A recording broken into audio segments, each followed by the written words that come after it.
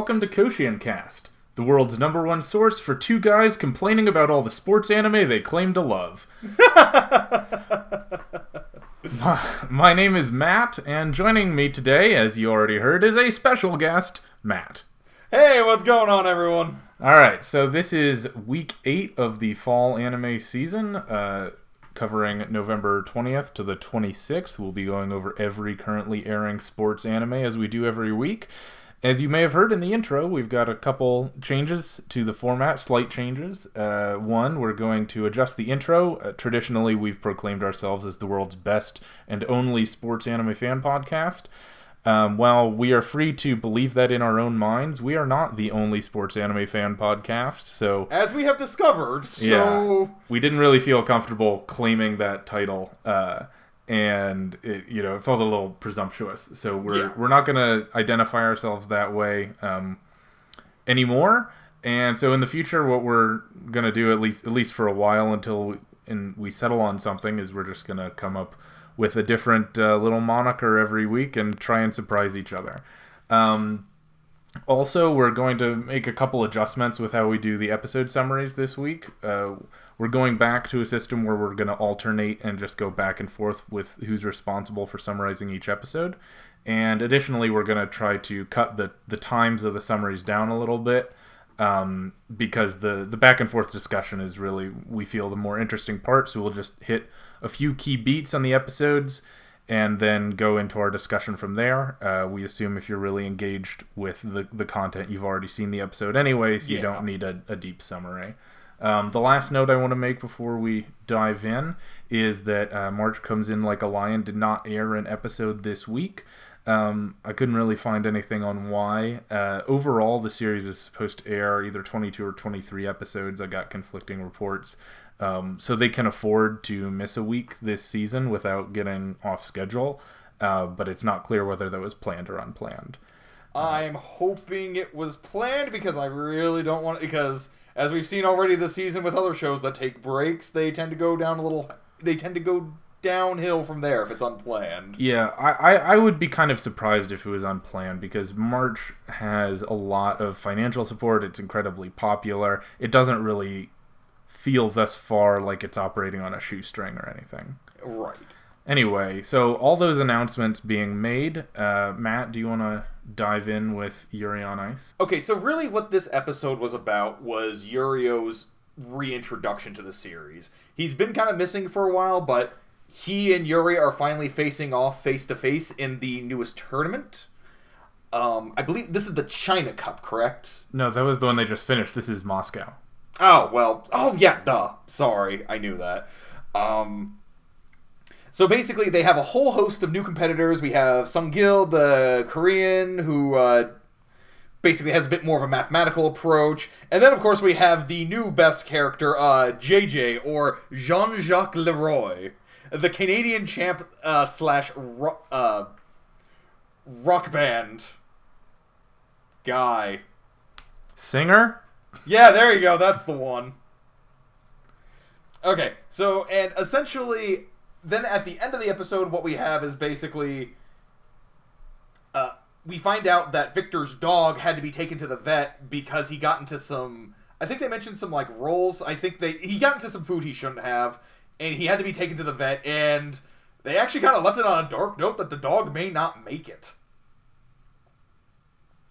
Yeah, it was an interesting way to end the episode, because what it left at the end was that Victor wouldn't necessarily be there for the second round of competition in order to coach Yuri. Right, which is also kind of it was a good opportunity to show Yuri's growth, because we know that the reason he lost in the Grand Prix that began the series, he had gotten news that his dog had actually already died, and he was basically completely shaken up about it. Here at the end of the episode, we actually have him taking on an active role, because he tells Victor very confidently, go home, I will take care of myself for this part. Right. So this is actually, it was a very good, interesting, like, very subtle way to end the episode. Well, yeah, and the other factor there, which will be set up in presumably some more discussion of Victor's background next week is that Victor recommended that Yakov, who is Yurio's coach and Victor's former coach, just coach Yuri for the next section, which Right. obviously is interesting because he's a competitor. Yeah, exactly. Not only that, but Yuri's whole like that's the interesting thing as well is that Yuri's whole routine is based off the fact that he's trying to impress Victor. Mm. Like he's trying to get reactions out of Victor. He wants Victor to only pay attention to him, Right. basically. And so now he has to now we're thrown into a setting where he doesn't have his motivation there anymore. He doesn't have his main source of inspiration there. Yeah. So anyway, I think we jumped a little forward to what our expectations are for next week, but do you want to go through some of the routines? Because largely this episode was similar in format to the last two, in that it was just 6 skaters going through their routines, but just in a different tournament. Right, that is correct. So I mentioned it before, Sung Gil. I kind of mentioned this before. He has a bit more of a mathematical approach because he's got actually a pretty interesting style that I wish they would delve a little bit more into because he actually doesn't really care that much about his actual routine or eliciting much of a reaction. He just cares about the points, and it's actually the first time we've ever gotten any sort of insight into how the scoring actually works. Right. Because he's just like, okay, so I'm using. I think he mentions he does like I think he does like a triple axel or something like that. He's like, okay, so this is how many technical points I get for doing that. I did kind of botch the ending, but my multiplier for the attempt in the first place should balance out my failure here. Right. Yeah, so he goes through his whole routine, and it's interesting because the audience notes that he doesn't really have much of an expression on his face. Right. He's not trying to get the audience involved. He's just trying to maximize the points he earns with the judges, and he keeps a running tally of his points as he skates. Right. Which, again, yeah, you'd think there has to be the cold calculating computer character. Eventually we got him. Right. But I appreciate his presence, and I'm actually a little bit disappointed that we're not going to get more. Because this isn't the type of series that seems to want to really explain how the figure skating works. Mm-hmm. And this is. I've enjoyed his presence just on the basis that he. Like, he gave us some insight into that. Yeah. Yeah, so, and then we had a couple other skaters who we're going to probably not see much more of after next week's episode. So there was the Italian Michele Crispino, whose guiding characteristic is that he wants to skate in a way that will prevent his sister from ever leaving his side. So he wants to stay competitive enough that he and his sister can always skate together. And his sister, in the meantime, realizes that he has kind of a one-sided dependent relationship on her and that it's not healthy for either of them, but he sees it as totally natural that he wants to make sure no man ever loves his sister more than he does. Yeah. It was a little uncomfortable. Slightly uncomfortable. The upside for me was that his sister, who is also a figure skater named Sala, acknowledged that this was weird and unhealthy instead of being cool with it, Right, not being like, oh, it's so sweet that he wants to try and protect me. It's like, no, this is really creepy. This guy is getting mad that I'm going out to dinner with just some other dude. Exactly. Yeah, so she went out to dinner or something. It wasn't clear with Emil. Yeah. Or at least was going to before her brother got involved. And so the other very interesting aspect about this is the fact that she apparently knows Yuri. It's never really touched upon. Mm-hmm. But so there's a scene when they're waiting, when Yuri goes to the elevator and he's waiting. Sung Gil is there. That's how we're introduced to him.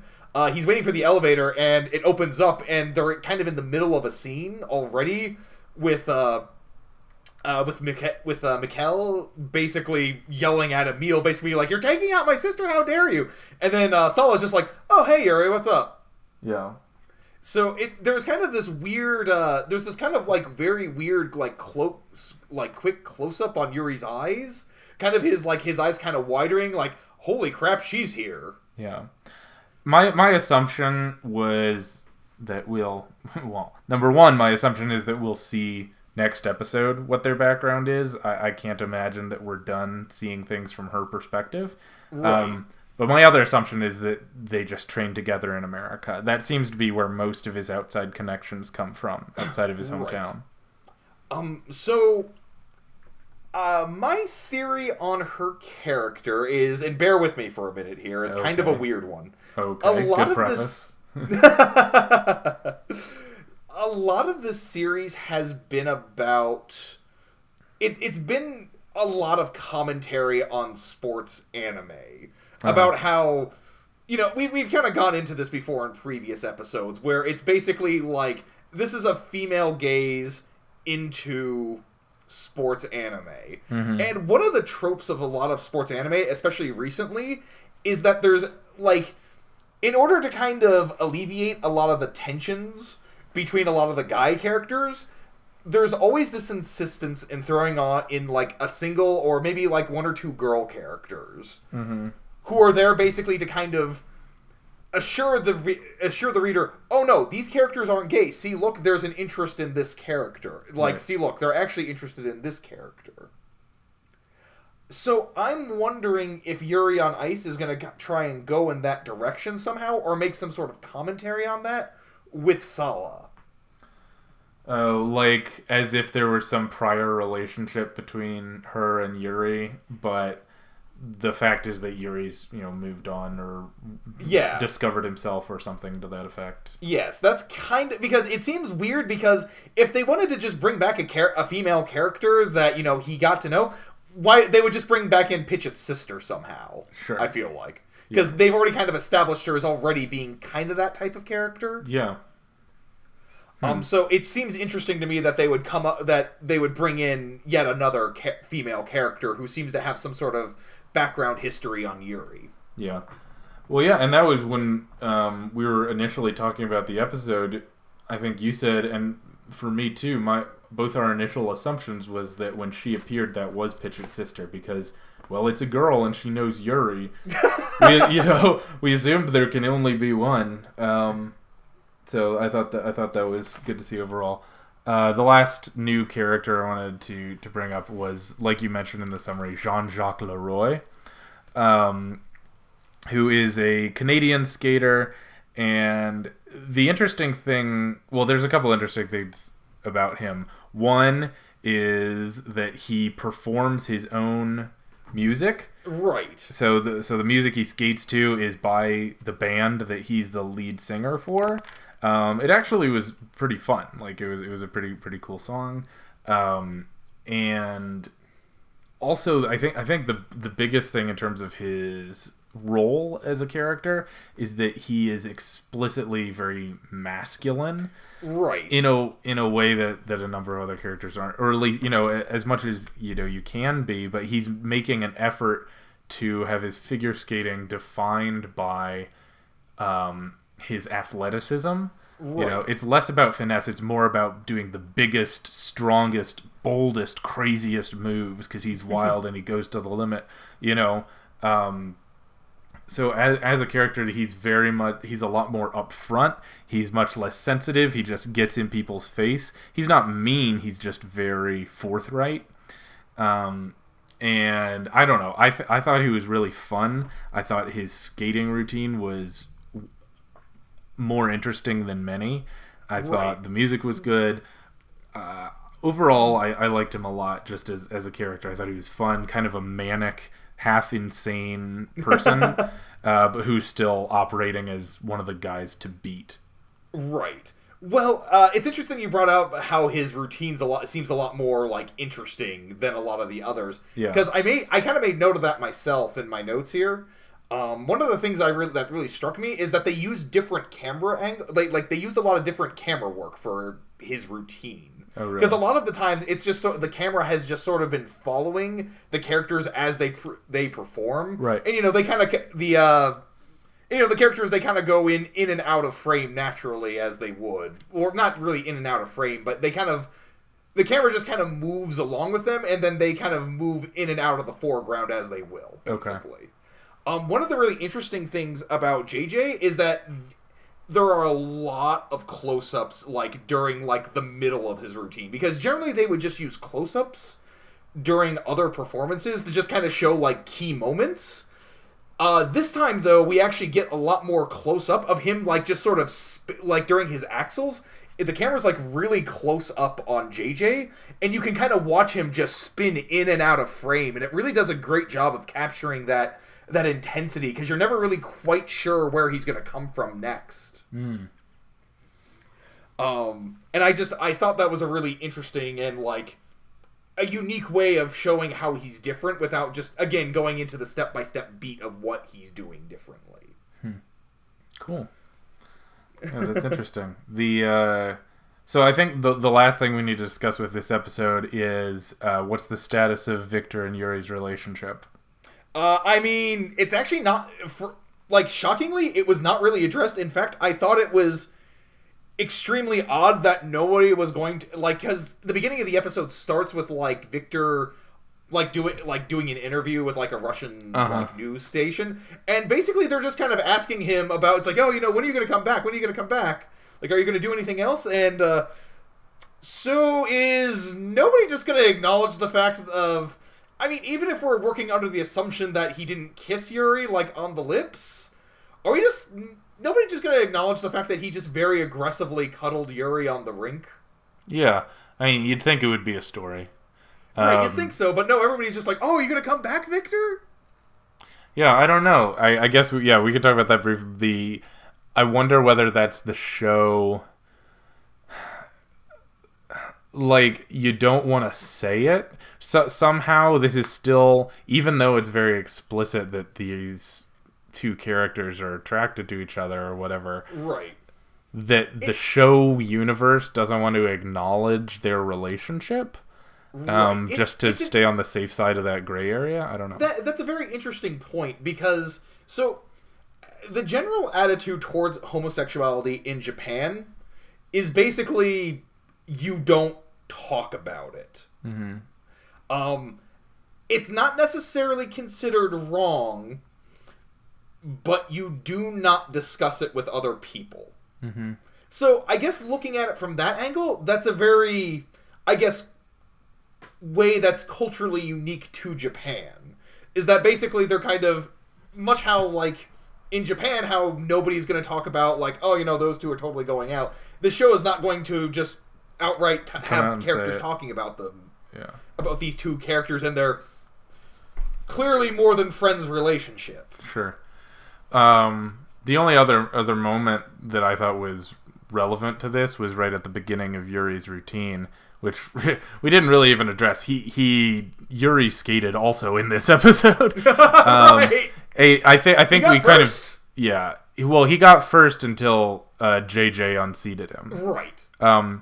But he did extremely well. He performed his routine better than he'd ever done it.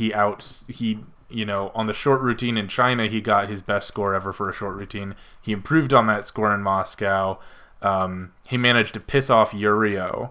And then after that, Yurio was so frustrated, one, by Victor giving all his attention to Yuri, and two, by the fact that his grandfather didn't show up for his performance, that he tried to perform Agape and show unconditional love, but he was unable to because he was just pissed off. So he spent the whole time in his routine thinking about how angry he was and how hard it was to skate this routine, which I thought was just a fun note, because a lot of times you focus so much on the grace of it and you don't think about how this is an incredibly taxing athletic event. Right.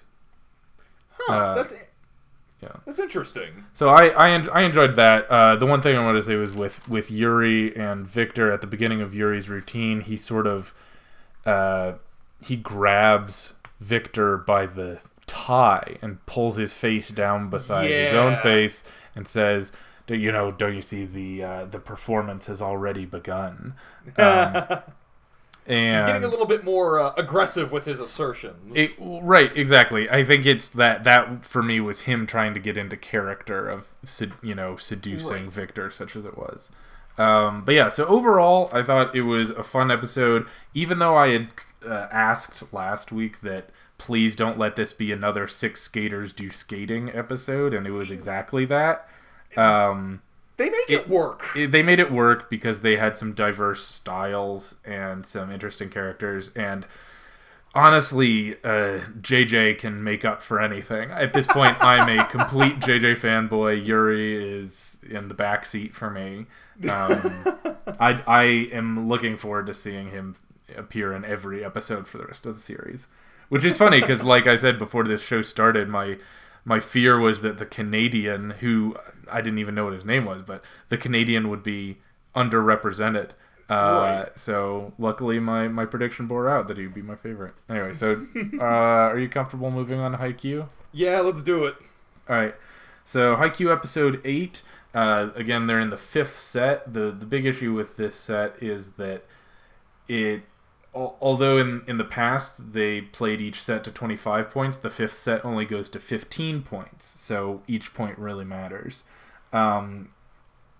In the beginning of the set, Hinata is able to undermine Ushiwaka's play somewhat and throw him off, and Ushiwaka gets frustrated because he doesn't feel like Hinata's actually smart, he just feels like he's annoying, and Ushiwaka actually gets emotional and pissed off and decides that he wants to crush Hinata specifically. Usually he's sort of above the fray, but now he's emotionally vested, he wants to destroy Hinata. Also, after some really well animated warm-up scenes, Kageyama comes back in the game, replacing Sugawara. He is able to serve and then come back in as the setter, apparently at full power again.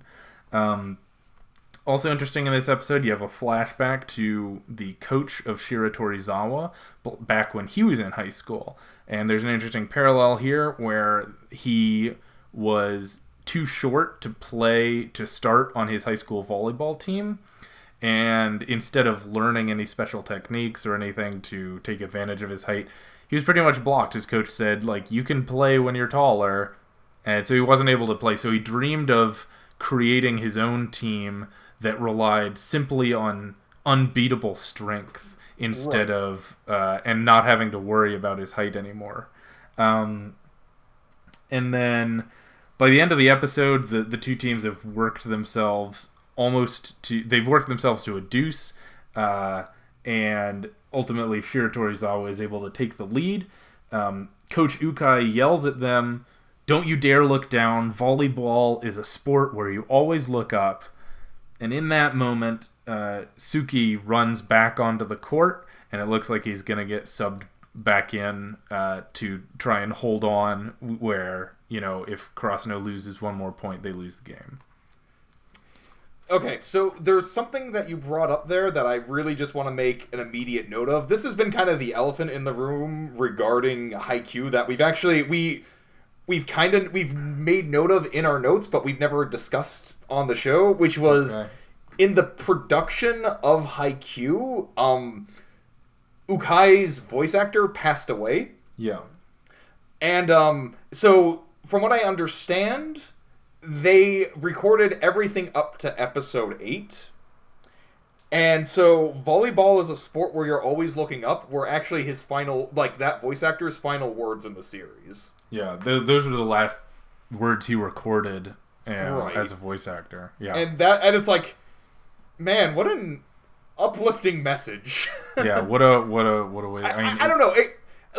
Seeing how, I don't know, when I was watching it and I was thinking about that, I don't know, it really got me a little bit. Yeah, I agree. But yeah, it's like, man, that's his parting message to the world. Mm-hmm. Yeah, no, that was as much as you could ask for, I guess, considering how terrible the circumstances right. were. I mean, it could have been something worse, like, okay, guys, what do we do next? Yeah, exactly. Yeah, I mean, that's most of his lines, Right. Anyway. But yeah, so what was your general takeaway from this episode overall? Overall, I really enjoyed it. I thought it was... The big thing for me is that I felt the tension in a way that I haven't in some of the more recent episodes. Right, because it's almost always just been one side just starts pulling enormously ahead and then the other side catches up, which I guess admittedly that's kind of what's happening here a little bit. But because we're actually had a lower scoring, it feels a little bit more tense because there's not nearly as many points to make up. Mm-hmm. Yeah, exactly. Every point matters, Right. in a way that it didn't feel like it did before. I also just appreciate how dynamically everything was animated. Haikyu has been an extremely well animated show the entire season, but somehow this episode took a step forward. Right.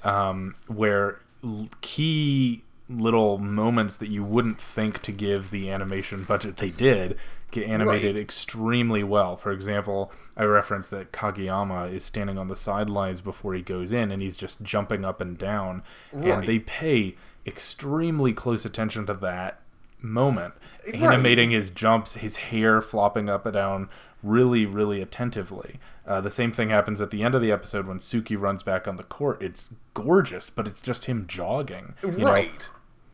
So there's a lot of little moments that really hit me, in addition to the dynamic ones on the court. Something I noticed that I really love that really adds like a sense of realism to what they're doing, because there's kind of like the series has this kind of interesting like semi-stylistic but also semi-realistic feel.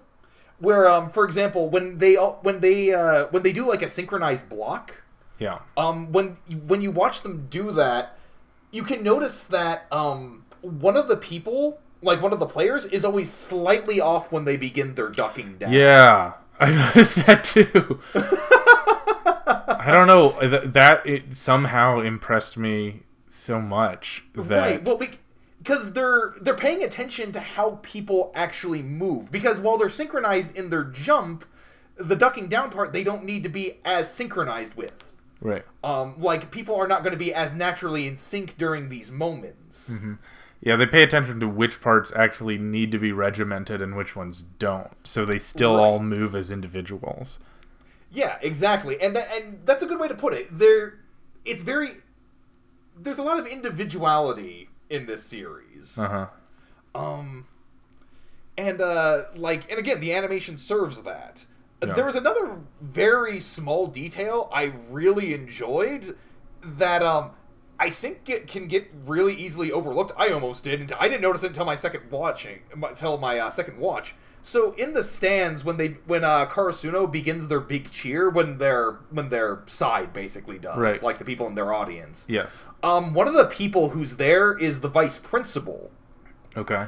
And what he ends up doing is he gets so into it that you can see him shaking his fake hair as a pom-pom. And it's a very brief moment, but it also says a lot about the progression of this team, because if you remember, this entire series got started because the vice principal was mad at them because they accidentally knocked off his fake wig. Oh, wow. Yeah, that's a throwback. Yeah. And so this is showing how that doesn't matter to this vice principal anymore. Wow. Because he's exposing the fact that he's bald to the world because he's getting that into it. Yeah. Wow, now. Good call. It's like, wow, now that is just it's like, and again, that's like a second. Mm-hmm. And this is like 50 episodes after the fact. Right. Like, this has been a character that has never been referenced again. Yeah. Yeah, that's intense. I definitely didn't notice that. I'm glad you did. It's like, it's just one of those small things. It's like, everybody has a little story here. Even completely unimportant characters. Mm-hmm.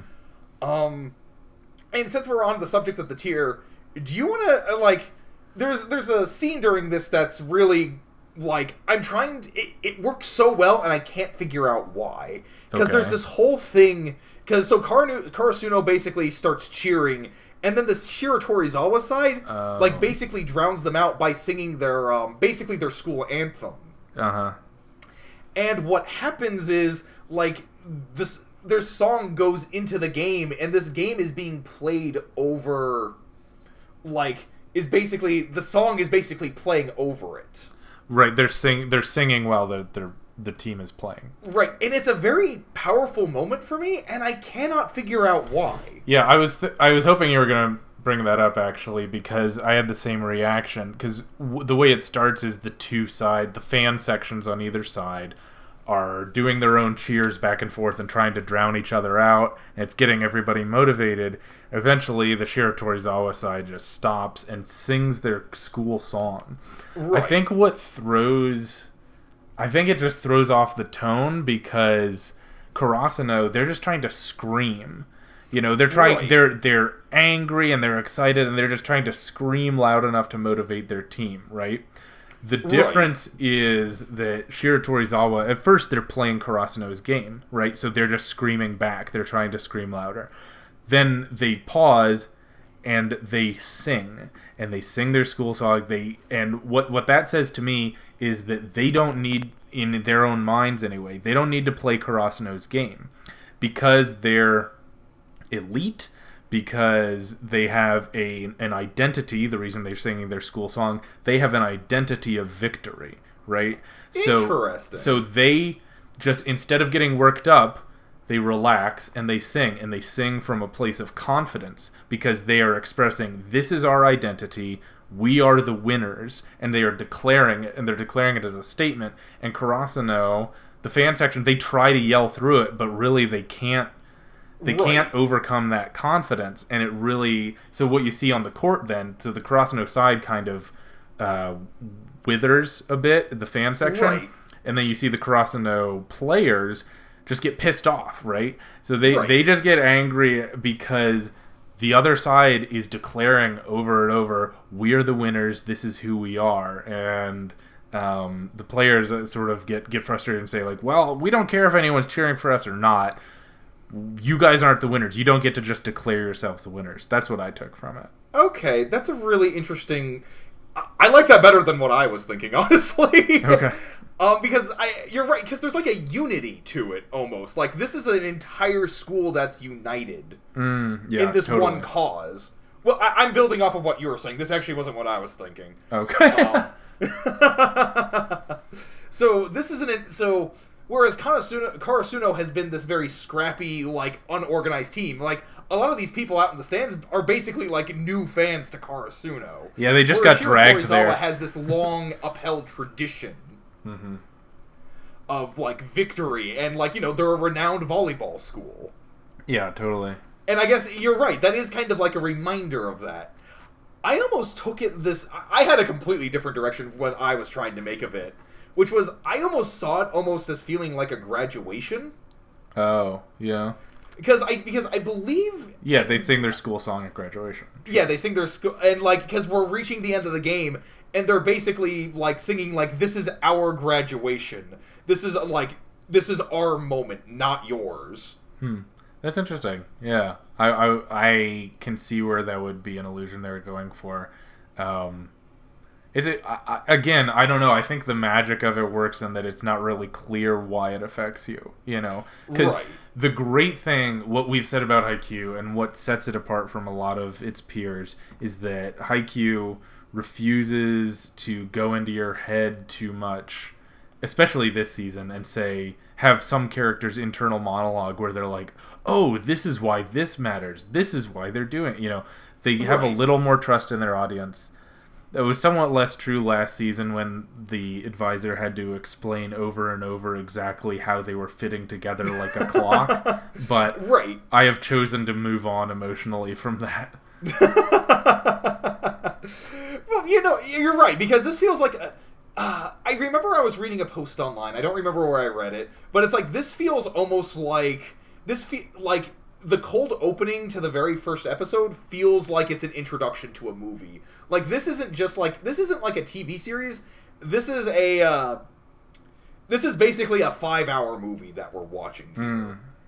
and like with a movie, you don't have the time to explain all that because you've got to fit it all in.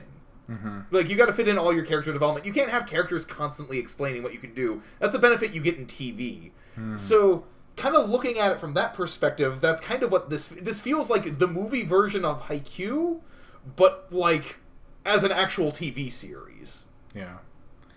Yeah. Was there anything else that stuck out to you about this episode? I want to talk about Hinata's palm block. Oh, the palm block, the palm block and the face block. Yeah, let's just talk about both. I was Okay. going to limit it to one, but screw it, whatever. We're amped on IQ. Okay. Okay, so the face block. There's so much. Again, we've kind of talked about this before. We've been talking about like a lot of the small details, but it's like these two moments were really good examples of like the kinetic energy in like the animation of the series and the camera work. Mm-hmm. So one of the things I really love about the face block is like this is a series that effectively knows how to use slow-mo, because how we like the way it goes is that it's like this ball is moving is like we get like a side shot of the ball almost like descending and gliding onto Hinata. Mm-hmm. And you can watch as his head turns before just before the ball is hitting him, Mm-hmm. which comes back in later. Yeah. It's because so that way we know it's a conscious effort for him, because they addressed that he knew what was happening. Mm-hmm. And then like immediately after that, it cuts to behind them, and there's like a pause there. And then all of a sudden, the series just starts going in normal speed, and it's like a giant burst of energy all of a sudden to kind of indicate it's like, no, this wasn't just a gentle tap against Hinata. This was a full force slam against him. Right. And I love the way that they can use the slow mo in order to basically convey what's going on, and then still come back from the impact of that. Hmm. And then the other thing was the palm block. So like again, this is another instance where we get a decent amount of slow mo just to show how the ball is moving. So it's kind of like the ball is very slowly moving towards to Ushiwaka. It's like the camera is like fixated on the ball, and then we kind of see a hand come up, smack the ball, and it starts going at normal energy, and then all of a sudden, like a hand just shoots up from like right in front of the camera. Mm. Yeah, that's right. And then it pauses, and then it cuts back, and we see Hinata in mid motion, and Ushiwaka like in mid spike. And again, I love how they're just able to like mess with the camera work here to just kind of like to keep you surprised, because this is another shot like, you know, we're 8 episodes in, and these are still shots that we haven't seen from the series. Yeah, exactly. Yeah, I think the biggest thing for me with this episode is I was so happy that I can still be surprised by this show. Yeah. Because I was very worried, and I've had moments of worry this season that this was going to drag because the whole series was going to be centered on one match. But it is still surprising me. I do like the fact that they are treating Hinata as a legitimate volleyball star, you know, and that he's coming up with new moves, new ways to approach new challenges. In the middle of the match, you know, we joke about the stupid trope of evolving within the match. Right. But this feels like a way where it's well done, that he can throw off random surprises and still catch the other team off guard because he has some intuitive knowledge of the game. Anyway, overall, I thought it was a really good episode. I keep saying that about Haikyu. There are very few bad episodes of Haikyu. There might be Right. one that we thought was a little subpar this season. I don't even know about subpar, just not as interesting as Right, the others. subpar for Haikyu. Right, But, yeah. exactly. All right. So anyway, speaking of episodes that are subpar for the series, you want to go on to Scorching Ping Pong Girls? Yes. Go ahead. Okay, so the episode begins with Hokuto's match against the Pendulum. I don't remember her name. She's the Pendulum in my mind. So we find out that her name is Yuragi. Okay, Yuragi. Okay, the Pendulum has an analytical style too. Uh-huh. And basically, they're not very clear in this match about how it works. Like, I guess she can, like, look at Hokuto and just, like, see her range of motion. Anyway, they kind of just rush through the match. Hokuto gets off, like, a nice counter against her, but it doesn't really matter because she still loses. And then it goes on to the doubles match, which is Kirika and Munamune up against They're up against Nom Nom or Kunasashi, Mm-hmm. and then Kimiko, who's broke. She That's with her the brown nickname. Yeah. Yeah, that's her nickname. Sorry, I should have mentioned that. That's okay. Anyway, during this match, we have the two of them. Basically, Kirika and Mune dominate the first match, or the first game. Then they come back, and we find out that Mune is, like, she's holding back, essentially, because she's worried about Kirika, and she's trying to basically make up for Kirika's motions, because she doesn't want her to get injured again. And Kirika says, no, don't worry about it, I'll be fine, you just keep being you. And then they come back, and then they just win the game. Right. And that's kind of it. That's kind of it. Did I miss anything there? Did I miss anything important there? Well, you missed the one joke I laughed at, which was that Kimiko has she's kind of a chunibyo, and she has a habit of doing jokes that are only funny to her. And at one point, she has this big dramatic reveal where she opens her left eye and she starts laughing maniacally because her left eye is shining blue. Oh yeah. Whereas her right eye is black, as if it's like some secret power she's unlocking for the match. And she laughs maniacally for a while, everyone's looking on, and then she just takes a blue contact out of her eye. And they're like, why? Okay. They ask, why do you always have to do that? She's like, don't worry about it. It's what I do. So there were some funny things about Kimiko. I like the fact that whenever she's trying to be sly, she pushes invisible glasses up her nose. Right. But at the same time, she's paired with the most uninteresting character possible, Kunasashi, whose nickname is Nom Nom because she goes nom nom nom and she eats at every opportunity. Yeah, basically. That's her only characteristic, is that she likes eating? I guess. I don't know. I guess it's supposed to be a joke because it's not considered very ladylike. I don't know. I think it's just some weird otaku fetish. Oh yeah, I'm sure it is. Ugh.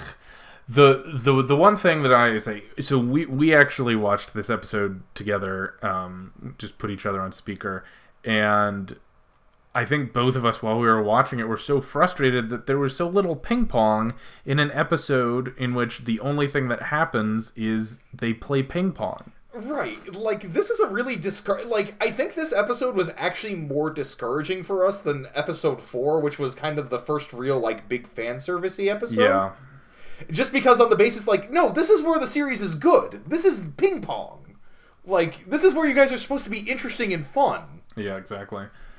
And, they kind of delve a little bit into Kirika and Mune's game, but it's you had kind of called it before. It's yeah, they're the... Kirika's the ultimate defense, Mune's the ultimate offense. And that's really all there is to it. Exactly. And they managed to spend about a quarter of the episode going into these flashbacks of how they became a doubles team in order to work together to go to nationals. But all they ever said was effectively that Kirika's really good at defense and Mune is better at offense, so we should be a team. And we're like, all of that was implied. You didn't have to say any of that. Why can't you tell us anything about your relationship? Right. It's they didn't... Yeah, exactly. It's these flashbacks didn't give us any new information. Yeah. Overall it was really disappointing because even the ping pong, it was clear that the animation wasn't quite where it used to be in the first 3 episodes, in that they couldn't animate very much of the match. So a lot of it was slow pans and people analyzing each other's stances and sort of cheap speed motion. And there was very little interesting ping pong animation. There was a lot of games that just got skipped completely, and then discussed after the fact by the onlookers. It was a lot of ways to avoid having to animate a ping pong match, basically. Right. There was one good shot, and I remember when we were watching it, we both kind of did this, oh my god, finally. Yeah. Which was, there's this nice overhead shot of them playing the game. Where you get to see everybody in motion moving around on the table. And it's and it doesn't look too bad. And it's okay, this is what we like out of the series. Yeah, it was good because you had all 4 characters doing dynamic, different moves in order to stay competitive. There was a Right. good rally they and had we going. got But it was yeah, about 15 seconds, and then that was it. yeah, and it's like we were kind of just grasping at that point. It's like, oh look, there's a good shot, right? Right? Yeah, exactly. I don't know. Overall, I didn't get much from this episode at all. It was sort of unfortunately predictable. I guessed that Hokuto was going to lose. I guessed, of course, the doubles team was going to win. And it's just all setting up for Agari to face the team captain. And Right. gosh, who knows what'll happen. I mean, So, Agari's definitely going to win, right? right. I mean, She because we has have to. to get because we have to have the match between Koyori and Lolita. Yeah. So Yeah. one other thing I just wanted to mention very quickly is like even the fan service in this episode felt incredibly lazy. Like what? Okay, so like there's a moment where like what's her Nom Nom, she mentions like, hey, I wonder what she it like they're just a very like blatant still shot of Mune's chest. Oh, And then it just kind of cuts to Nom Nom, and it's just like, oh, I wonder what she eats. And it's a shot of just the boobs sitting there. oh yeah, And it's like, you're not even, it's like, okay, we can complain about the stuff about, like, Kirika using Mune's chest as a boob pillow or whatever. At least they're keeping it dynamic and fresh. We don't like it, but it's at least fresh in its kind of, in its movement. This is just, here you go, guys, boobs. Yeah, a still There shot you of go. boobs while someone wonders how she got boobs. Yeah, exactly. It's just like, you guys aren't even doing that right anymore. And it's like, and I shouldn't be complaining about that because that's an aspect of the series I don't like. Yeah. But if you're gonna do something terrible, at least do it well. Right. I mean, look at Keijo. Yeah, exactly. All right. Do you want to discuss the glories of Tiger Mask? Yeah, do it. Okay, so we're on Tiger Mask episode 8. The rest of the shows have now caught up to it because Tiger Mask missed a week, but it's back, and the big beats from this one. Naoto has a couple flashbacks. You basically get his origin story, which is interesting because he doesn't have a background in pro wrestling per se. He actually went to his first pro wrestling match because he was homeless. He had been forced from his home. He was living in a camp because of an earthquake in Japan. He wasn't really going to school. He wasn't doing anything with his life. But he went to a pro wrestling match, and he saw Daisuke, the guy who was injured in episode 1 by Yellow Devil. He saw Daisuke performing, and he was so motivated by that performance that he decided that very day to become a pro wrestler. And he went and he joined Zippangu Gym, where Daisuke trained, and that's where he met Takuma, and they made a pact to become pro wrestlers together. So that it was interesting in that you got to see a little bit of where Naoto came from. Weird that we had to wait 8 episodes to get any background on him as a character, but or okay. Any, like, of his and Takuma's relationship, really. Yeah, exactly, and we didn't get much. Then they also show that Naoto as Tiger Mask teamed up with Tanahashi in a doubles match, and they did extremely well, and they won quickly against the likes of Bad Luck Fail and Tamatanga, who are weirdly designed characters that we'll probably never see again. And so they decide to compete as a doubles team for the belt. But then by the end of the episode, Miss X announces that she announces to the GWM wrestlers, and then GWM announces in Japan that GWM is going to be holding a tournament at their newly constructed dome in Tokyo for masked wrestlers only, aka Tiger Mask, right? Right. And they're going to bring their 3 best masked wrestlers to fight the best masked wrestlers in Japan. And so they're bringing Tiger the Dark, Wagner, the European champ who's never been introduced before, and Yellow Devil, who is apparently their top-ranked wrestler. So this is the big opportunity. Yellow Devil's going to appear, so Naoto backs out of his commitments with New Japan Pro Wrestling, and he enters to fight Yellow Devil, and then Takuma is also excited because he's been told that he himself will have the opportunity to fight Yellow Devil in Japan. So it's pretty much just a setup for, I guess, the last arc in this show where they finally meet up with Yellow Devil. Right. I'm predicting that we're going to get a fight against Wagner first. Yeah. And then somehow we're probably gonna see Takuma's match against Yellow Devil. Then we're gonna have to see. Then we're probably gonna get like a finale, like a 2-part special finale of Tiger Mask and somehow Tiger the Dark fighting together. Yeah. Against Yellow Devil. Yes. And all I can say is, man, I can't believe this is just a 12-episode series. What do you mean? Well, okay, so the original Tiger Mask. My understanding of it's like 80 episodes. It's like 80 episodes, and I mean, okay, it's a marketing ploy for like actual wrestling in Japan. Fine, like, but the whole point of it was that Global Wrestling Monopoly would keep bringing in like new, like even crazier opponents than last time for Tiger Mask to take down, right? And so eventually it ends at the big climax of finally fighting Yellow Devil. And it's like, I guess that's what they're getting to here, but we just don't have the same journey that I assume happened in the original Tiger Mask. Like, they kind of blew it like in the first like couple of episodes with like having a couple of like really crazy wrestlers, and then they just got really they've gotten really lazy. Well, they got sidetracked with a couple episodes of apparently filler that may or may not be sponsored by an idol group.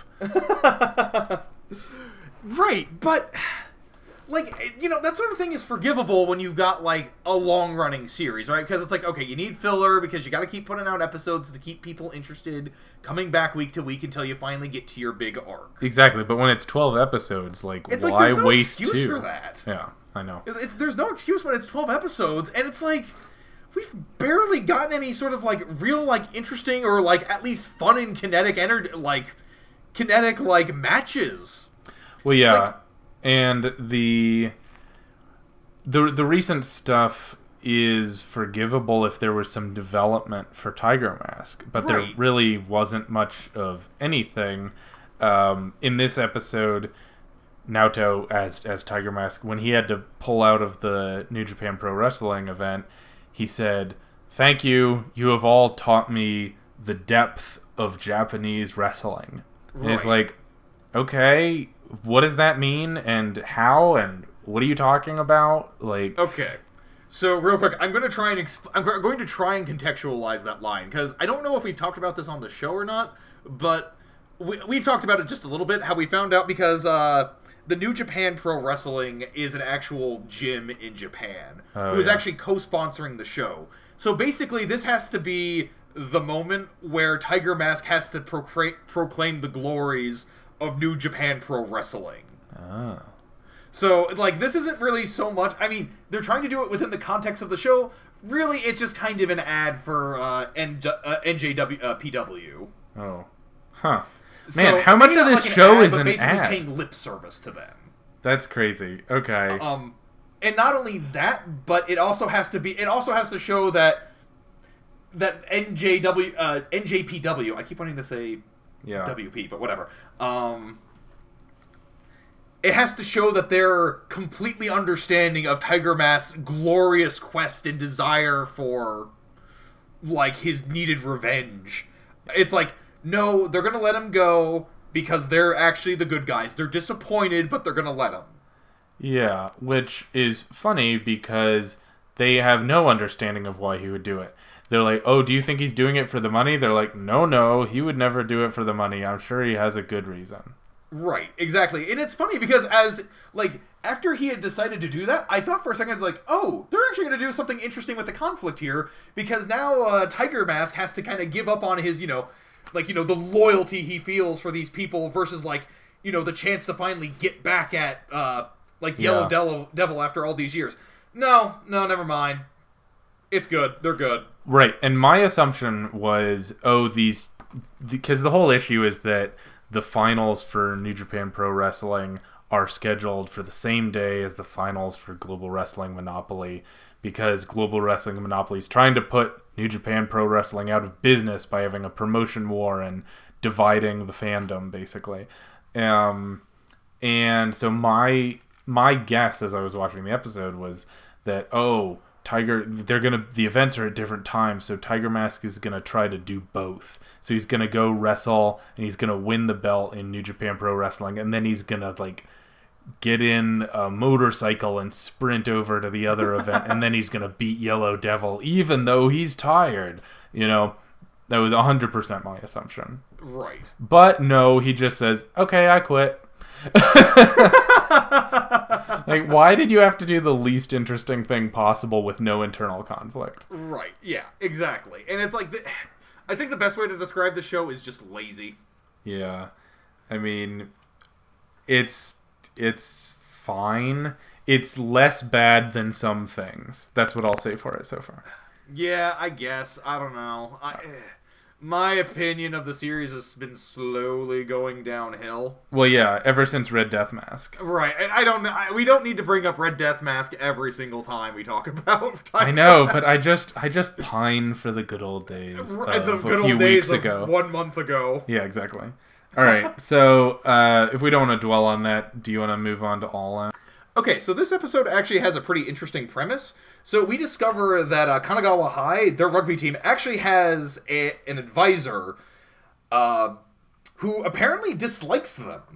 Like, he's basically just let them play, and he just doesn't interfere with it. He doesn't really care, and he doesn't see the value in their team. So their coach, Komaru, goes and talks with him and basically requests that he go watch their next game.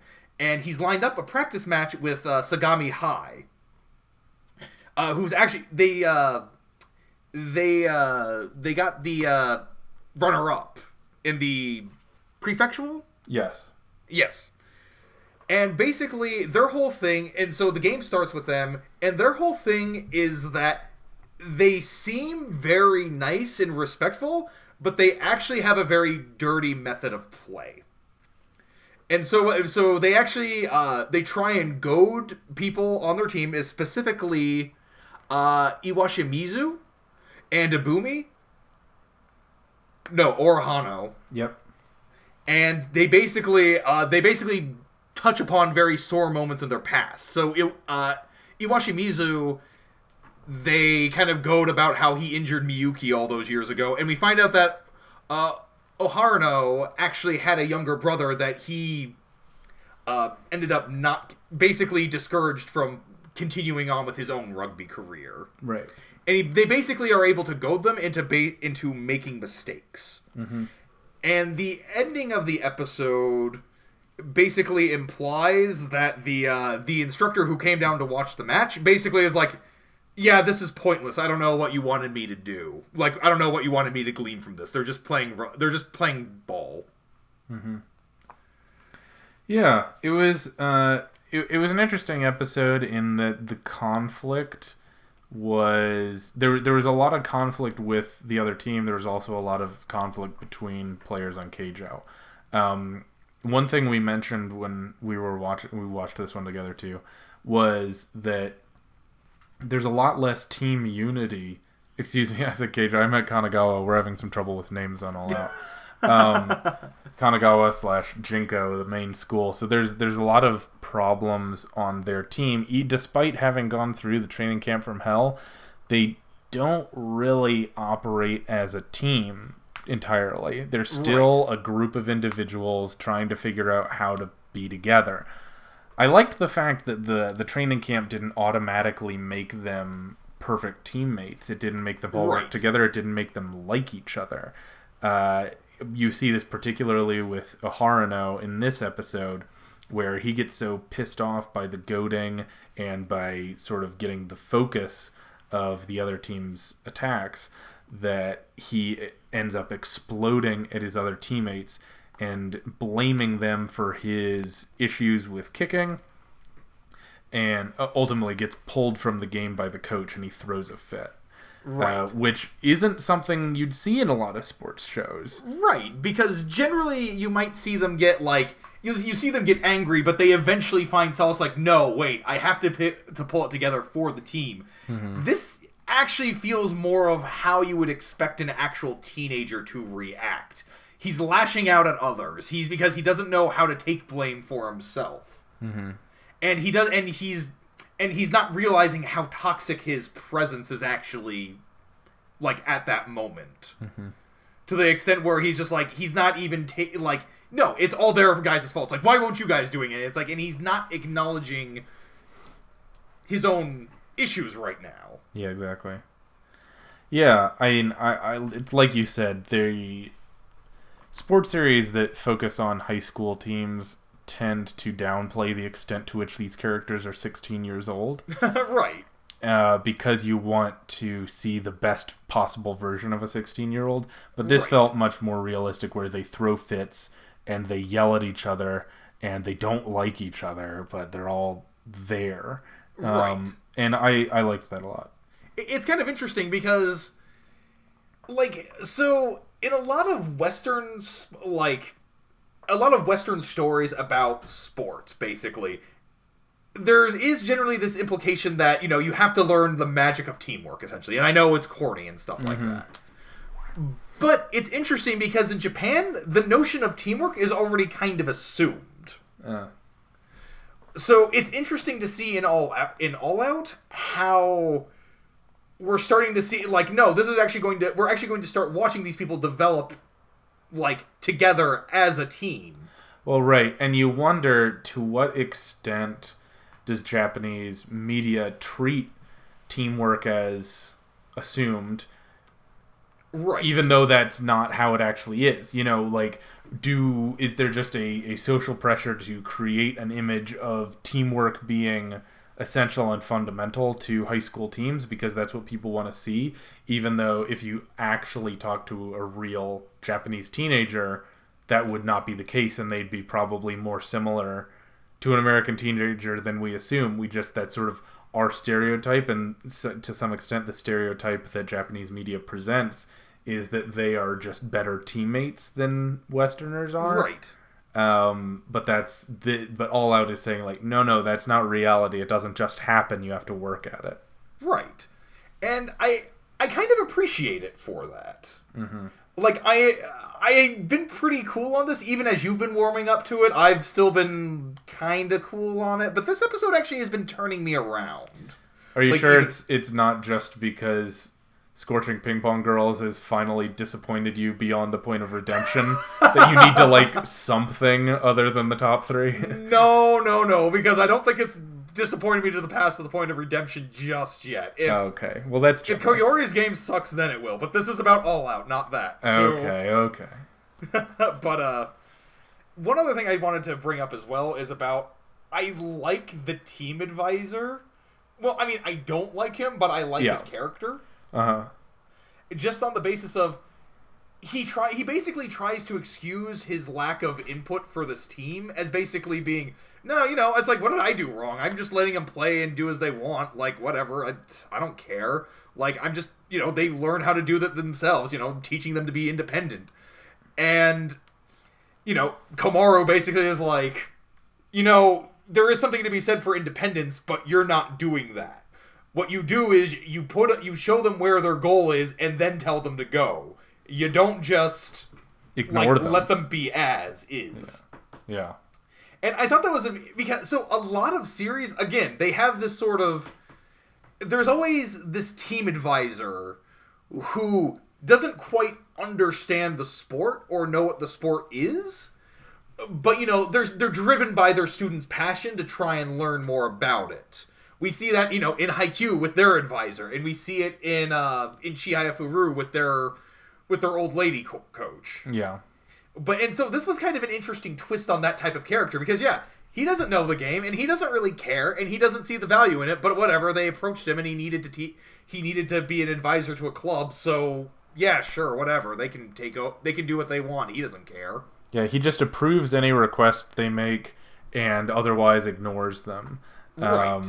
But yeah, so it was funny that Komaru, I think honestly the best scene of the episode was the first one with Yeah. Komaru's speech, where he didn't raise his voice, he didn't yell at this guy, but he just told him, like, you are failing as an educator because you Right. don't care about your own students and you haven't taught them how to dream.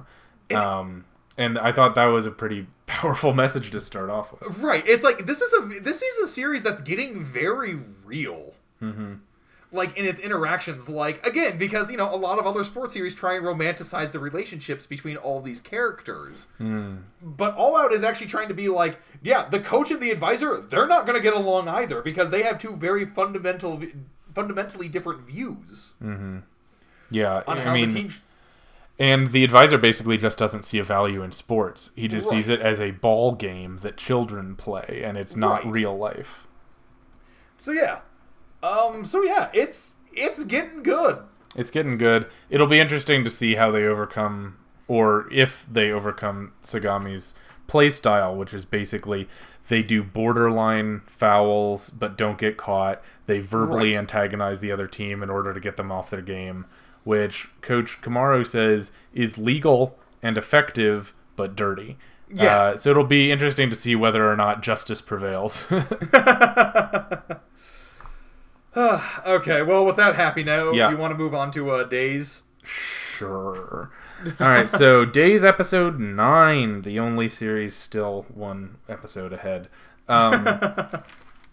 Right, so we've got basically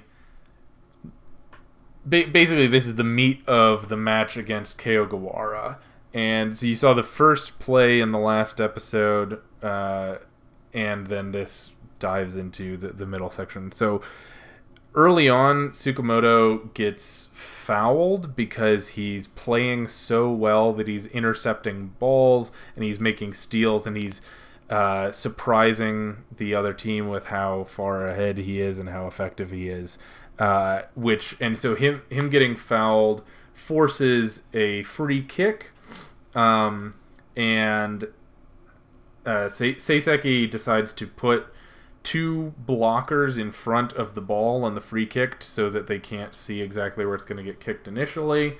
Um, and Kimishita takes the kick and he kicks a curve ball. Basically, he kicks it straight up, but it curves down and goes into the goal unopposed.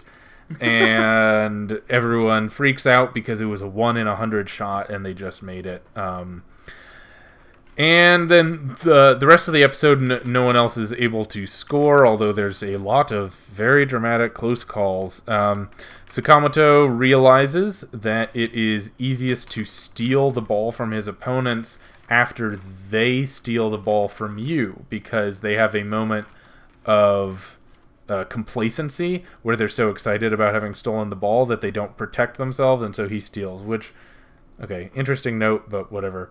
So that becomes Tsukamoto's secret skill, is that he's always there to intercept the ball and keep it on Seiseki's side. Also, towards the end, Oshibara is running in pursuit, and he tears a hamstring and collapses and knocks over the Keijo player in front of him, and that results in him getting a penalty inside the penalty area, and he also gets a red card and gets ejected from the game, all in one play. Yeah. And then so he gets taken off to the medical section, and he's crying because he's so upset that he'll never be as good as Tsukamoto, which I don't know where that came from. And then he walks back onto the field, and it turns out that Usui and the Seiseki's goalie, whose name probably exists, managed to block the shot off screen, and we never see what happened, but Seiseki's great, and they're still winning. And at the end of the episode, they get possession back, and Tsukamoto is able to get an opportunity to kick, and we'll just have to see whether or not he scored next week. He probably did. He probably did. Man, so I don't know how I said that much about it, because while I was watching the episode, it felt like there was literally no content. yeah, I know. I took like 5 things of notes, like 5 points, Yeah. most of which were jokes. Okay. But anyway, so Something I don't get about this episode. What was the point of making sure Ushibara got a red card when... I mean, he pulled his hamstring. He was going to get ejected from the game regardless. Well, yeah, I think it was just trying to layer on what a dire situation it was, because, like, not only did he get injured, not only did he get a penalty in the penalty box, forcing the other, team to get a free kick, he I guess that's also fair. got a red card, so they weren't able to substitute someone in for him. That was the big thing, is that Oh, Seiseki, since he got a red card, Seiseki was playing a man down. So okay, it was okay. like the worst possible situation. Okay. I didn't realize that's what the red card did. My bad. I kind of missed that part because I was laughing too much over the line. Well, if they lose now, it's all 14's fault. Yeah, exactly. I just love the matter of fact way that's dropped. Like it's not even like this dramatic thing. It's just like, oh yeah, no, this is just another part of the conversation. Yeah, no, it's 14's fault. Yeah, totally. Exactly, which is funny because no one's acknowledging the fact that he just tore his hamstring on the Yeah, field. Clearly was injured. And they're like, wow, what an idiot. Why'd he tear his hamstring? like wow, seriously. And it's like at the same time, it's like, why did Ushibara tear his hamstring? Right, that was the big thing for me, was that he tore his hamstring, but there was no build-up. There was nothing saying, like, oh man, my leg is really sore, I feel stiff, but I'm going to push through it because I'm a member of this. There was none of that. It was Right. just completely randomly, he's sprinting, and then he collapses, and he's like, I guess I tore my hamstring. Oh no. I will defend something here, which is so you mentioned it's like, hey, where's this whole thing about him complaining that he's not as good as Tsukamoto? They did kind of try and establish a rivalry between Tsukamoto and Ushibara because if you remembered, Tsukamoto was talking about how he wanted to play Ushibara's position Yeah. before, so I guess that's where it comes from. I get where it comes from, but I didn't understand where it came from in this episode specifically. Like, what Right. in this match was setting Tsukamoto so far apart from Oshibara, and who was talking about it? I don't think anyone in this match said, like, boy oh boy, Tsukamoto's sure doing better than Ushibara. Oshibara. How about that? What do you think of that, Oshibara? There was none of that. It was just, I mean, clearly he's got some issues in his head, if we want to give the show that much credit. Which, I But mean, I don't think we have to. no, but just recently he was gladly patting Tsukamoto on the back and saying, boy, oh boy, you'll be the captain someday when you're a senior. So, like, does he like him or not? Yeah, like, I don't know. Again, the series is very inconsistent about characterization. They bring up character details and conflicts when it's basically out of nowhere just to kind of serve a point. To Mm-hmm. kind of, I guess, move the plot along. And to kind of, it's trying to force tension in there without ever actually building it up. Yeah. I don't know. Days I watched the first half of the show because I enjoyed seeing how bad it was getting. I Right. think it's really kind of plateaued in its badness, and it's sort of just consistently bad, mostly in the same ways every week. It's not even Yeah. interesting in how bad it is anymore. It's like, okay, missed opportunities for humor, missed opportunities for characterization, and a whole lot of randomness every week. So the only thing I think I can properly call is penalty! Yeah, exactly. At least we actually saw the referee do something this Right, episode. just the most overdramatic, like when Ushibara falls on the guy, just this overdramatic penalty. Yeah, I did like that you could actually vocally hear that, and that everyone drew attention to it, and everyone in the crowd pointed, "It's your fault! It's your fault!" And he's like, "But I got injured." They're like, "You got injured being a jerk, so get out of the game, And, loser." I you bet know, Tsukamoto's better than you too. They're like, "Why would you say that, referee?" No, that didn't happen. yeah, I wish, but Yeah. yeah, it's like I almost want to call out the fact that it still doesn't know how to do penalties, and the fact that clearly it was an accident. Meanwhile, we have other characters who are pulling on the character shirts. And This there's is no all ground we've tread before. But it happens every episode. There's still a bunch of uncalled fouls and a lot of randomness. Anyway, right. So Okay. how about Keijo? Was that random? Actually, yes, it was. Oh, let me hear about it. Okay, so the basic plot of this episode, it begins with they're doing practice matches for all the different players. Nozomi goes up against a new character by the name of Usagi, who's a very speedy fighter. I don't know if you know this or not, but Usagi in Japanese is bunny. Okay. It's important for her character because she wears a bunny hood, so... okay. Good to know. Not only that, but she's very light and very tiny. That's her whole thing, and that's why she's a good opponent for Nozomi to go up against, because we had to just deal with her whole situation with her butt weight, and so this is the perfect chance for her to show off her new counter to speedy characters, which is the butt flash. Okay. It is kind of interesting how she uses it. So the whole idea is that she can kind of flick her butt so fast that it's almost like it's like a single shot in a butt gatling. But the whole thing is Nozomi can still dodge it pretty well. Because, again, she's so tiny and light that, just Nozomi, no matter how much faster Nozomi's gotten, she can still dodge it. But the interesting thing about the butt flash is that she uses it to maneuver Usagi over to the ledge. So she's able to, even though she's not fast enough to hit her with it, she's still fast enough to use it to control her movement. And so she manages to corner her, and she tries to use her final attack against her, but Usagi manages to bend down, basically limbo underneath it. However, from there we get the line, "I have to push my ass to its furthest limits." And so what she ends up doing is she uses her ultimate technique, the meteor drop. Since she pauses over Usagi while she's underneath her, and she just slams her butt down. It's a very satisfying impact, actually. And so then a month passes after that. What?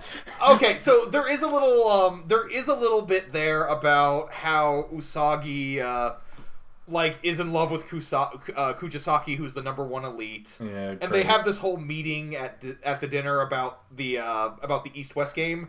Then it just sort of suddenly shifts a month later. There's barely any transition to this, and they've basically gone to the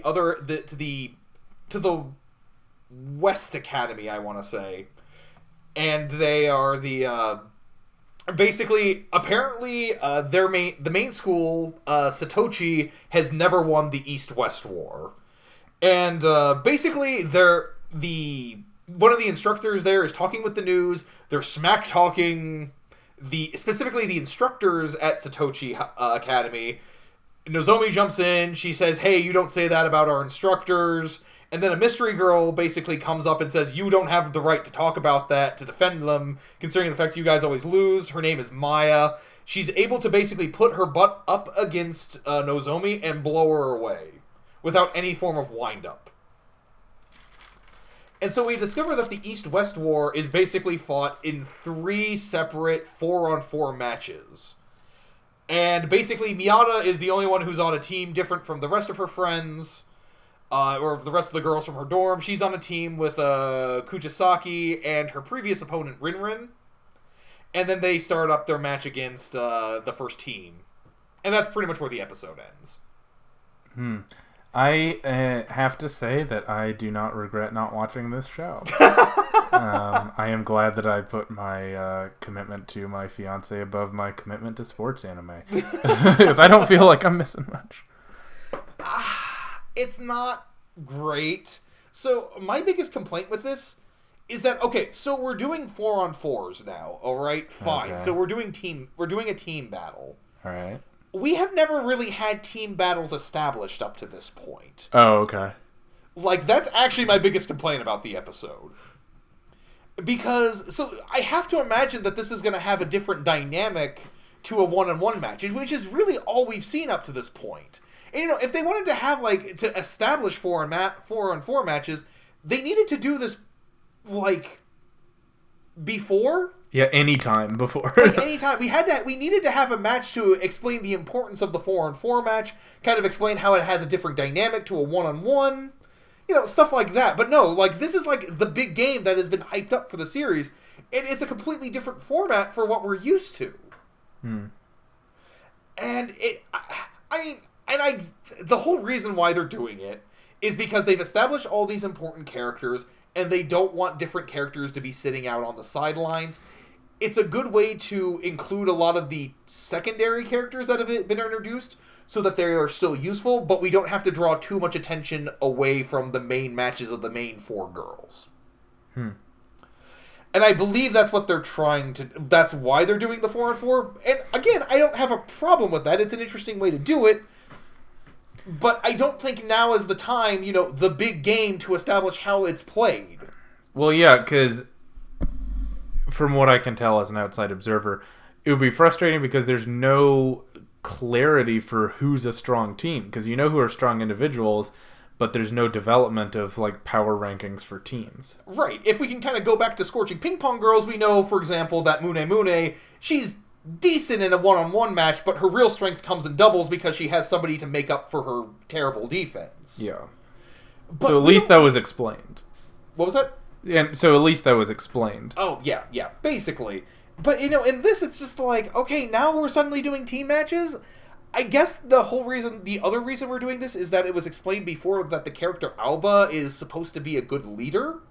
And so this gives her a good chance to show off her main technique, which is basically being, she's the analytical player, and she can basically play the leader in her team match with Nozomi. I would also just like to point out the fact that Usagi was basically just introduced at the beginning of this episode, and we were suddenly jumping into the match. Hmm. Which, it felt weird to me because they were kind of establishing that Usagi really didn't like Nozomi. Because it's pretty quickly established that she doesn't like her because Kujisaki pays all the attention to Nozomi and doesn't pay any attention to Usagi. But the problem is that we don't know who this character is. There's basically no setup to this character. Hmm. It's just suddenly we're in the match. Right. So, a lot And of randomness. yeah, basically a lot of randomness. It was a good way to describe it. Huh. Good. Like, I would have liked to have seen something, like, to have set up this character beforehand. Like, I don't know, maybe Nozomi, while they're in the hotel, she runs into Usagi, and she has an interaction with her.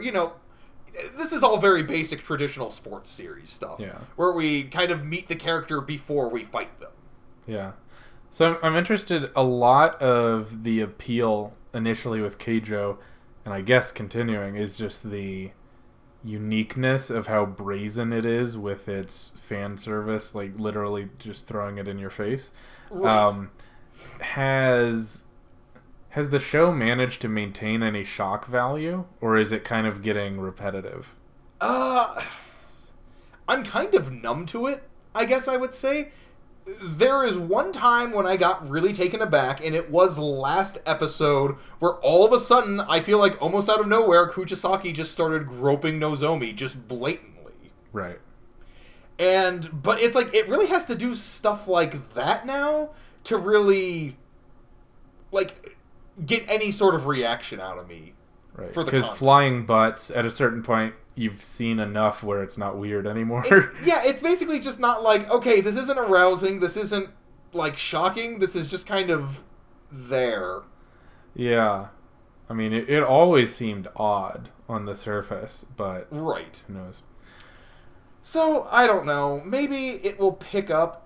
Something I'd like to point out is that something I would like to do is go back and read the first 30 chapters of the manga that apparently it skipped. Yeah. The series skipped, to see how it kind of helps contextualize it. Okay. Because that's kind of what a lot of the series is missing, is a lot of contextualization, because it's relying, again, just solely on the shock value of its content right now. And it's not really doing a lot. They're trying to also establish it as being an actual sports series, but it just... I don't 100% buy it, because it's lacking a lot of the... a lot of the nice things we kind of take for granted in a lot of sports series, like, proper setup of characters. Alright. So, speaking of improperly set up characters, do you want to close out with Long Riders? Yeah, do it. All right, so Long Riders episode 6. They'll make this show eventually. All right, so the episode starts off with Amy looking back at the photos of all the many, many adventures she had in the first 5 episodes. Uh, and then they go on a bike ride with all the girls and then decide that Amy wants to go back to Yabitsu Pass now that she actually has a proper bicycle and not a child's toy. She's going to try and ride up a hill again. And so then they do that, and she does well, and she finishes it. And that's basically as much development as you get. Um, and then after the fact, Amy learns of the existence of team jerseys. It's hilarious how many months it takes her to realize that team jerseys exist. And they tell her that, groups of friends or clubs will get team jerseys. And she says to herself, by herself, team jerseys, a symbol of your friends. And then she frantically decides that she wants to get team jerseys with her friends to celebrate the fact that they're friends. So she gets together with all her friends and has has a blushing confession where she closes her eyes and says that she wants to get team jerseys together so that they can ride together and do a flesh. And Hinako says, "Well, we can't do a flesh." And she says, "Oh, what? Why not?" "Because you can't do a flesh until you're 20." And so I guess we're kind of getting the character ages now. I didn't even think about it, to be Yeah, honest. well, I mean, they're freshmen in college, so it's not that surprising. I guess that's fair. But they decide to get jerseys anyway to become a cycling Better friends team. And they sit around in the woods and decide on a team name, and they throw out a bunch of random Yuri baiting between Aoi and Amy, and then randomly Saki says that they should be Fortuna because it was the Roman goddess of good luck, and everyone says, okay. And that's pretty much the end of the episode. So, yeah, go ahead. I just wanted to say I'm kind of disappointed with their team name. And it's going to sound kind of weird, okay? So, I kind of like the scene where they're kind of all getting together and just kind of being friends and goofing off, okay? Like when they're kind of like trying to discuss what their team name should be. Yeah. Because, we've been there. We've been there with KoshienCast. Exactly, yeah. Trying to come up with the name for this. Yeah, exactly. And one of the big things about that was I kind of like that they were kind of being goofy and silly about it for a while. They're kind of throwing out random names. Names that kind of go with their sense of humor. They kind of start having in-jokes because they have to start making fun of Amy, or, Aoi about her love of Amy and how a lot of her team names have to deal with Amy in some way. Which, I know you kind of threw it out as Yuri baiting, and it is a little bit, but it still felt like a natural part of the discussion. It did feel like friends egging on other friends. Yeah, and then out of nowhere, Saki says, whereas the earlier suggestions were like, we should call it Peta Run Run, or Team Amigo. Or Team Fairy Princess. Exactly. Yeah. And they're like, oh, you're so cutesy. Yeah, the banter was okay. But out of nowhere, Saki says, no, we should be Fortuna because she has a wheel and it means good luck, and wheels and good luck is us, and so we should do that. And everyone says, okay, it's decided. I guess what I don't like about that is that it kind of takes me out of it a little bit, because it's like, okay, so they have their fun, but no, let's get serious here for a moment. Yeah, also, why are they getting serious? Because they literally already established that they can't do competitions for at least another year. Right. So they got time to go over this. It would have been interesting to see if they had a couple episodes and then something happened that led them to think, okay, what about this name? Yeah, exactly. There was some connection to something other than Saki doing a Google search for good luck, Right. which is basically how it came across. Right. And it doesn't. Like, yeah, go ahead. Okay. Basically, I just don't like, because they're a bunch of friends goofing off. They're gonna if you remember how we came up with the name of KoshienCast, it was one of the first things we threw out. Threw out a bunch of other things, and we were like, screw it, we both like KoshienCast, let's just do it. Yeah. And, like, that's kind of how a lot... I feel like 90% of decision-making, that's how it's done between friends. Yeah, exactly. Like, you don't have a big, serious, dramatic moment of, like, oh, wow, that's a perfect name. It feels very fake. Yeah, now we all agree together. Right. It's like, oh, that's a beautiful name. It's like, no, honestly, if in, like, a real group of friends, somebody throws that out, they'd be made fun of repeatedly for Yeah, it. exactly. They'd be like, nerd, you know? um, And then maybe after a little bit, it's like, no, but seriously, Fortuna kind of rolls off the tongue. You want to go with that? Yeah, you know what? It's actually not that bad of a name. yeah, exactly. But again, this show has very little interest in reality. Well, Or cycling, to be honest. Right. Yeah, we're kind of at that point now. A couple of things I desperately need to point out. The most important things about this episode, and there's two of them. Okay. Couple random English phrases. One was that when Amy was at the top of Yabitsu Pass, she saw another team come by, and they were the team with the jerseys that inspired her to get jerseys of her own. And the team's name was, in all caps, Cat Cycler. With little cat footprints, so it wasn't just random, they don't know what the word for cat. They're cyclers who like cats. That's their team, and they love cats. And I thought that was amazing. The second thing that I have to bring up is that when Amy was perusing team jerseys online, she went to your favorite cycling website and mine, cyclecycle.com. I didn't even notice the URL there. Yeah, it was beautiful. That and the stupid ongoing joke with the alpaca store where the employee adds the word paca onto every sentence she says. Like, there's just a bunch of really dumb English jokes in this show, which is one of the few good things about it. Right. I'm not sure if Cat Cycler was intentionally hilarious. No, I don't think it was. But I really hope they come out with Cat Cycler merch where you can, like, buy a team jersey. Oh, yeah, you get, like, one of the team jerseys like you can for, like, Yawamushi Pedal or, like, for Haikyu. Yeah. Yeah, no, we need the Cat Cycler one. Yeah, I agree. That was a rare moment of beauty in this terrible show. Oh, my God. Just one final thing I want to point out as well. We were totally right in our prediction, which was that they're just going to start pretending that Saki has always been part of the show. Yeah. I know. She's at every event. Whereas last week they said there, like this girl that's like, oh yeah, we rarely run into her sometime, but she's our friend. Now all of a sudden, no, she's just there now. Yeah, and she's become one of their best friends. Like, we're all friends together, the five of us. Like, well, if Saki was always off doing other stuff, doesn't she have other friends?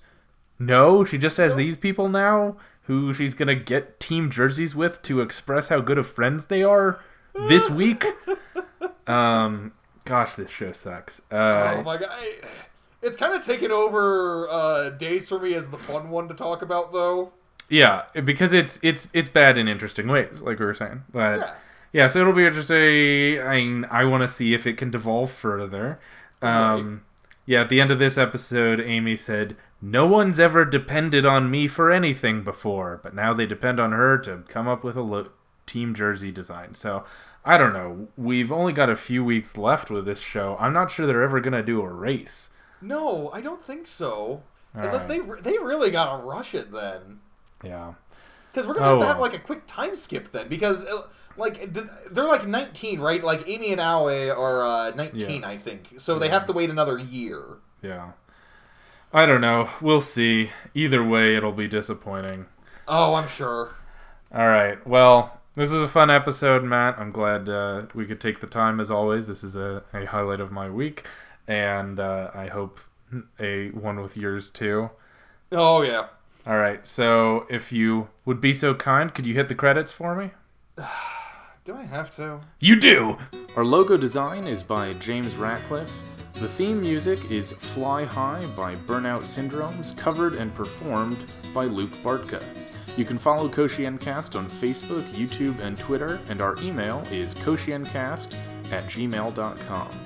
Make sure to subscribe, rate, and review.